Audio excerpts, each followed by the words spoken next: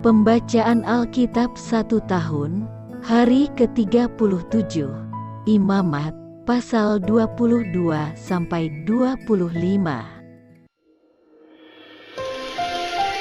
Imamat pasal 22 ayat 1-33. Kudusnya kebaktian korban. Tuhan berfirman kepada Musa, "Katakanlah kepada Harun dan anak-anaknya, supaya mereka berlaku hati-hati terhadap persembahan-persembahan kudus yang dikuduskan orang Israel bagiku, agar jangan mereka melanggar kekudusan namaku yang kudus. Akulah Tuhan. Katakanlah kepada mereka, setiap orang di antara kamu turun-temurun, yakni dari antara segala keturunanmu yang datang mendekat kepada persembahan-persembahan kudus yang dikuduskan orang Israel bagi Tuhan, sedang ia dalam keadaan najis, maka orang itu akan dilenyapkan dari hadapanku. Akulah Tuhan. Seseorang dari keturunan Harun yang sakit kusta atau yang mengeluarkan lelehan, janganlah memakan persembahan-persembahan kudus sebelum ia menjadi tahir. Dan orang yang kena kepada sesuatu yang najis karena orang mati, atau orang yang tertumpah maninya, atau orang yang kena kepada seekor binatang yang merayap yang menajiskan dia, atau kepada salah seorang manusia yang menajiskan dia, dengan kenajisan apapun ia menjadi najis. Orang yang kena kepada yang demikian itu menjadi najis sampai matahari terbenam. Dan janganlah ia makan dari persembahan-persembahan kudus sebelum ia membasuh tubuhnya dengan air. Sesudah matahari terbenam, barulah ia menjadi tahir, dan sesudah itu bolehlah ia makan dari persembahan-persembahan kudus itu, karena itulah yang menjadi makanannya. Janganlah ia makan bangkai atau sisa mangsa binatang buas, supaya jangan ia menjadi najis karenanya. Akulah Tuhan. Dan mereka harus tetap berpegang pada kewajibannya terhadap aku, supaya dalam hal itu jangan mereka mendatangkan dosa kepada dirinya dan mati oleh karenanya, karena mereka telah melanggar kekudusan kewajiban itu. Akulah Tuhan yang menguduskan mereka. Setiap orang awam janganlah memakan persembahan kudus. Demikian juga pendatang yang tinggal pada imam ataupun orang upahan. Tetapi apabila seseorang telah dibeli oleh imam dengan uangnya menjadi budak beliannya, maka orang itu boleh turut memakannya. Demikian juga mereka yang lahir di rumahnya. Apabila anak perempuan imam bersuamikan orang awam, janganlah ia makan persembahan khusus dari persembahan-persembahan kudus. Tetapi apabila perempuan itu menjadi janda atau diceraikan, dan ia tidak mempunyai anak, dan telah kembali ke rumah ayahnya seperti waktu ia masih gadis, maka ia boleh makan dari makanan ayahnya. Tetapi setiap orang awam janganlah memakannya. Apabila seseorang dengan tidak sengaja memakan persembahan kudus, ia harus memberi gantinya kepada imam dengan menambah 1/5. Janganlah pada imam melanggar kekudusan persembahan-persembahan kudus orang Israel yang telah dikhususkan bagi Tuhan, karena dengan demikian mereka mendatangkan kepada orang Israel kesalahan yang harus ditebus. Apabila mereka memakan persembahan-persembahan kudus mereka, sebab akulah Tuhan yang menguduskan mereka. Tuhan berfirman kepada Musa, "Berbicaralah kepada Harun serta anak-anaknya dan kepada semua orang Israel, dan katakan kepada mereka, siapapun dari umat Israel dan dari orang asing di antara orang Israel yang mempersembahkan persembahannya, baik berupa sesuatu persembahan nazar maupun berupa sesuatu persembahan sukarela yang hendak dipersembahkan mereka kepada Tuhan sebagai korban bakaran, maka supaya Tuhan berkenan akan kamu, haruslah persembahan itu tidak bercela, dari lembu jantan, domba, atau kambing. Segala yang bercacat badannya janganlah kamu persembahkan, karena dengan itu Tuhan tidak berkenan akan kamu. Juga apabila seseorang mempersembahkan kepada Tuhan korban keselamatan sebagai pembayar nazar khusus atau sebagai korban sukarela dari lembu atau kambing domba, maka korban itu haruslah yang tidak bercela, supaya Tuhan berkenan akan dia. Janganlah badannya bercacat sedikit pun. Binatang yang buta atau yang patah tulang, yang luka atau yang berbisul, yang berkedal atau yang berkurap, semuanya itu janganlah kamu persembahkan kepada Tuhan. Dan binatang yang demikian janganlah kamu taruh sebagai korban api-apian bagi Tuhan ke atas mezbah. Tetapi seekor lembu atau domba yang terlalu panjang atau terlalu pendek anggotanya, bolehlah kau persembahkan sebagai korban sukarela. Tetapi sebagai korban nazar, Tuhan tidak akan berkenan akan binatang itu.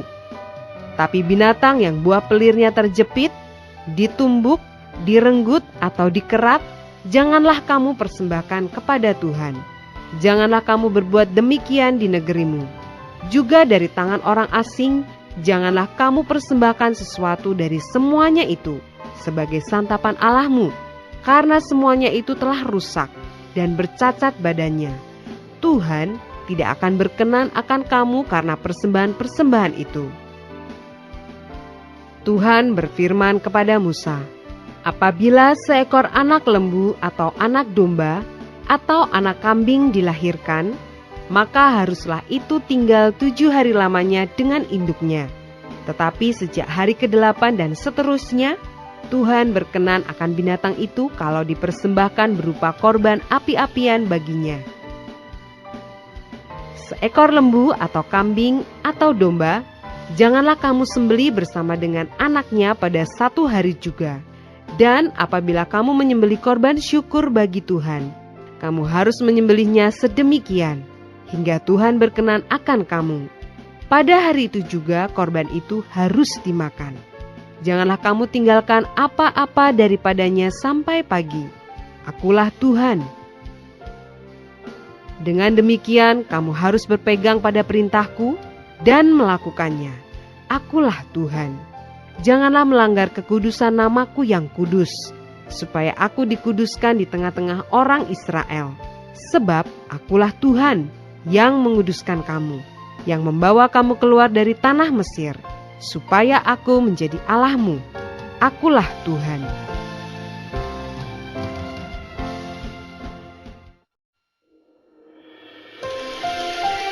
Imamat pasal 23 ayat 1-44. Hari-hari raya.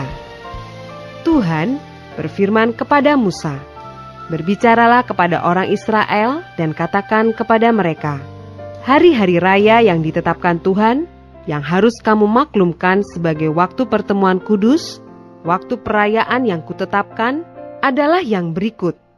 6 hari lamanya boleh dilakukan pekerjaan, tetapi pada hari yang ke-7 haruslah ada Sabat, hari perhentian penuh, yakni hari pertemuan kudus. Janganlah kamu melakukan sesuatu pekerjaan. Itulah Sabat bagi Tuhan di segala tempat kediamanmu. Inilah hari-hari raya yang ditetapkan Tuhan, hari-hari pertemuan kudus yang harus kamu maklumkan masing-masing pada waktunya yang tetap. Dalam bulan yang pertama, pada tanggal 14 bulan itu, pada waktu senja, ada Paskah bagi Tuhan. Dan pada hari yang ke-15 bulan itu, ada hari raya roti tidak beragi bagi Tuhan. 7 hari lamanya kamu harus makan roti yang tidak beragi. Pada hari yang pertama, kamu harus mengadakan pertemuan kudus. Janganlah kamu melakukan sesuatu pekerjaan berat. Kamu harus mempersembahkan korban api-apian kepada Tuhan 7 hari lamanya. Pada hari yang ke-7, haruslah ada pertemuan kudus. Janganlah kamu melakukan sesuatu pekerjaan berat. Tuhan berfirman kepada Musa, berbicaralah kepada orang Israel dan katakan kepada mereka, apabila kamu sampai ke negeri yang akan kuberikan kepadamu, dan kamu menuai hasilnya, maka kamu harus membawa seberkas hasil pertama dari penuaianmu kepada imam. Dan imam itu haruslah menunjukkan berkas itu di hadapan Tuhan, supaya Tuhan berkenan akan kamu. Imam harus menunjukkannya pada hari sesudah Sabat itu. Pada hari kamu menunjukkan berkas itu, kamu harus mempersembahkan seekor domba berumur setahun yang tidak bercela sebagai korban bakaran bagi Tuhan, serta dengan korban sajiannya dari 2/10 eva tepung yang terbaik, diolah dengan minyak, sebagai korban api-apian bagi Tuhan, yakni bau yang menyenangkan, serta dengan korban curahannya dari 1/4 hin anggur. Sampai pada hari itu juga, janganlah kamu makan roti, atau bertih gandum, atau gandum baru, sampai kamu telah membawa persembahan Allahmu. Itulah suatu ketetapan untuk selama-lamanya bagi kamu turun-temurun di segala tempat kediamanmu.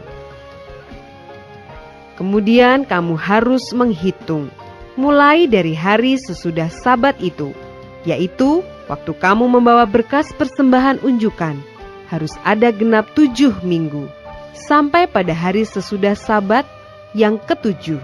Kamu harus hitung 50 hari. Lalu kamu harus mempersembahkan korban sajian yang baru kepada Tuhan. Dari tempat kediamanmu, kamu harus membawa 2 buah roti unjukan yang harus dibuat dari 2/10 eva tepung yang terbaik dan yang dibakar sesudah dicampur dengan ragi sebagai hulu hasil bagi Tuhan. Beserta roti itu, kamu harus mempersembahkan 7 ekor domba berumur setahun yang tidak bercela, dan seekor lembu jantan muda, dan 2 ekor domba jantan. Semuanya itu haruslah menjadi korban bakaran bagi Tuhan, serta dengan korban sajiannya, dan korban-korban curahannya, suatu korban api-apian yang baunya menyenangkan bagi Tuhan. Kemudian kamu harus mempersembahkan seekor kambing jantan, sebagai korban penghapus dosa, dan 2 ekor domba yang berumur setahun sebagai korban keselamatan. Imam harus mengunjukkan semuanya beserta roti hulu hasil itu sebagai persembahan unjukan di hadapan Tuhan, beserta kedua ekor domba itu. Semuanya itu haruslah menjadi persembahan kudus bagi Tuhan dan adalah bagian imam. Pada hari itu juga kamu harus mengumumkan hari raya, dan kamu harus mengadakan pertemuan kudus. Janganlah kamu melakukan sesuatu pekerjaan berat. Itulah suatu ketetapan untuk selama-lamanya di segala tempat kediamanmu turun-temurun. Pada waktu kamu menuai hasil tanahmu, janganlah kau sabit ladangmu habis-habis sampai ke tepinya, dan janganlah kau pungut apa yang ketinggalan dari penuaianmu. Semuanya itu harus kau tinggalkan bagi orang miskin dan bagi orang asing. Akulah Tuhan, Allahmu. Tuhan berfirman kepada Musa, katakanlah kepada orang Israel begini, dalam bulan yang ke-7, pada tanggal 1 bulan itu, kamu harus mengadakan hari perhentian penuh yang diperingati dengan meniup serunai, yakni hari pertemuan kudus. Janganlah kamu melakukan sesuatu pekerjaan berat, dan kamu harus mempersembahkan korban api-apian kepada Tuhan. Tuhan berfirman kepada Musa, akan tetapi pada tanggal 10 bulan yang ke-7 itu, ada hari pendamaian. Kamu harus mengadakan pertemuan kudus dan harus merendahkan diri dengan berpuasa dan mempersembahkan korban api-apian kepada Tuhan. Pada hari itu janganlah kamu melakukan sesuatu pekerjaan. Itulah hari pendamaian, untuk mengadakan pendamaian bagimu di hadapan Tuhan Allahmu. Karena setiap orang yang pada hari itu tidak merendahkan diri dengan berpuasa, haruslah dilenyapkan dari antara orang-orang sebangsanya. Setiap orang yang melakukan sesuatu pekerjaan pada hari itu, orang itu akan kubinasakan dari tengah-tengah bangsanya. Janganlah kamu melakukan sesuatu pekerjaan. Itulah suatu ketetapan untuk selama-lamanya bagimu turun-temurun di segala tempat kediamanmu. Itu harus menjadi suatu sabat, hari perhentian penuh bagimu, dan kamu harus merendahkan diri dengan berpuasa. Mulai pada malam tanggal 9 bulan itu, dari matahari terbenam sampai matahari terbenam, kamu harus merayakan sabatmu. Tuhan berfirman kepada Musa, katakanlah kepada orang Israel begini, pada hari yang ke-15 bulan yang ke-7 itu, ada hari raya pondok daun bagi Tuhan, 7 hari lamanya. Pada hari yang pertama haruslah ada pertemuan kudus. Janganlah kamu melakukan sesuatu pekerjaan berat. 7 hari lamanya kamu harus mempersembahkan korban api-apian kepada Tuhan.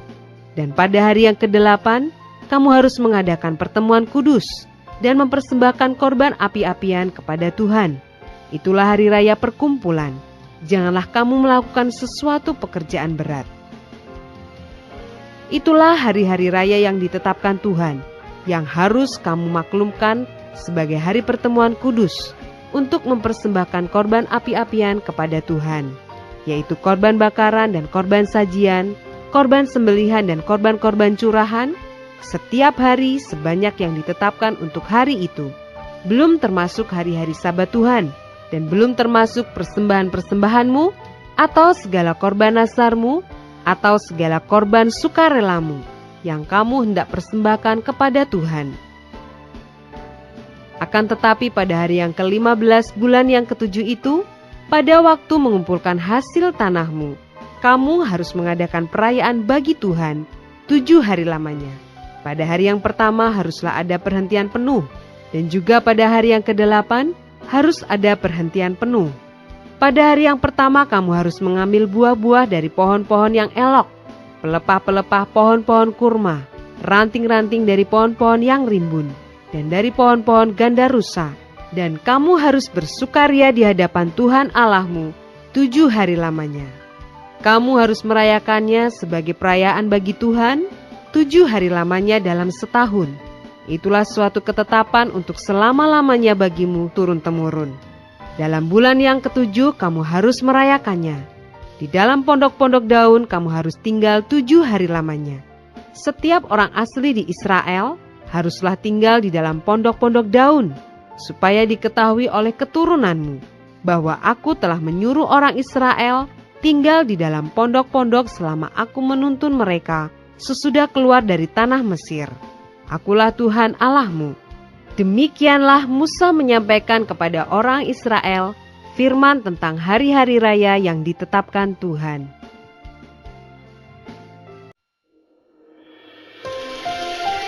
Imamat pasal 24 ayat 1-4. Minyak untuk lampu. Tuhan berfirman kepada Musa, "Perintahkanlah kepada orang Israel supaya mereka membawa kepadamu minyak zaitun tumbuk yang tulen untuk lampu, supaya lampu dapat dipasang dan tetap menyala. Harun harus tetap mengatur lampu-lampu itu di depan tabir yang menutupi tabut hukum, di dalam kemah pertemuan, dari petang sampai pagi di hadapan Tuhan. Itulah suatu ketetapan untuk selama-lamanya bagimu turun-temurun. Di atas kandil dari emas murni haruslah tetap diaturnya lampu-lampu itu di hadapan Tuhan."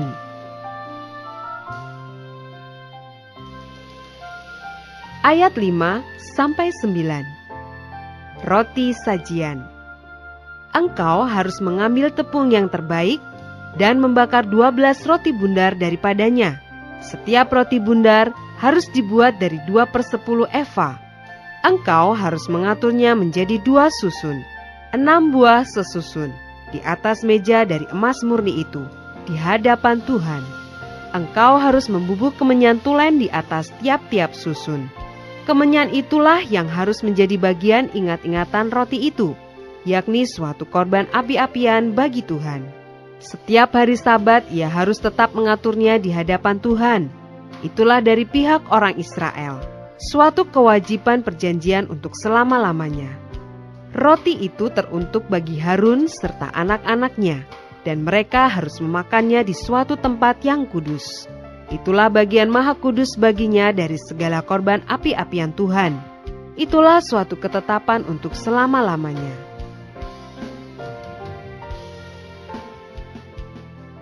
Ayat 10-23.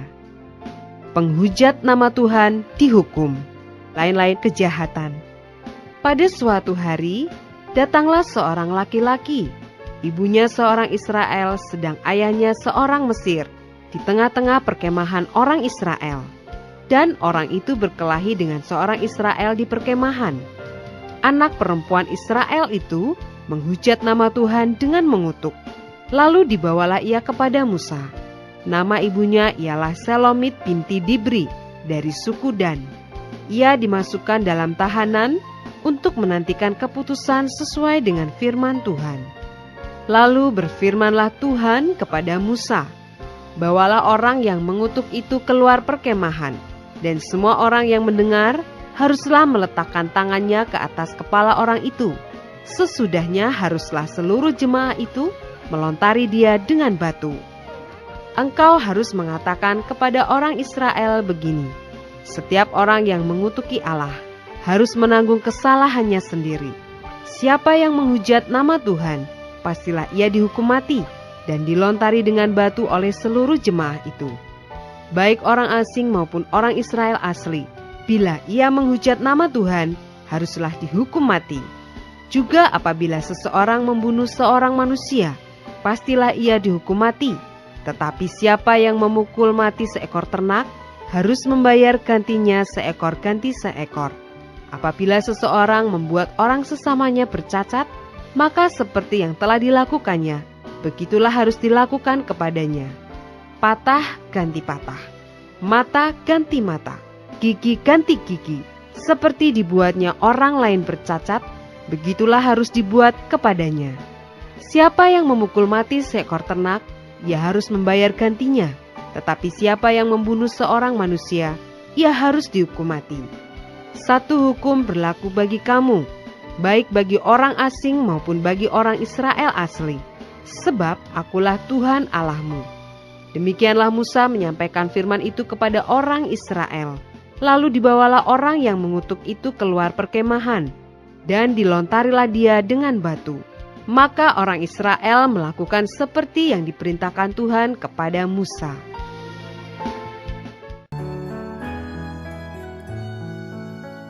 Demikianlah pembacaan Alkitab 1 tahun di hari ke-37. Yang berbahagia ialah mereka yang mendengarkan firman Allah dan yang memeliharanya. Tuhan memberkati. Amin.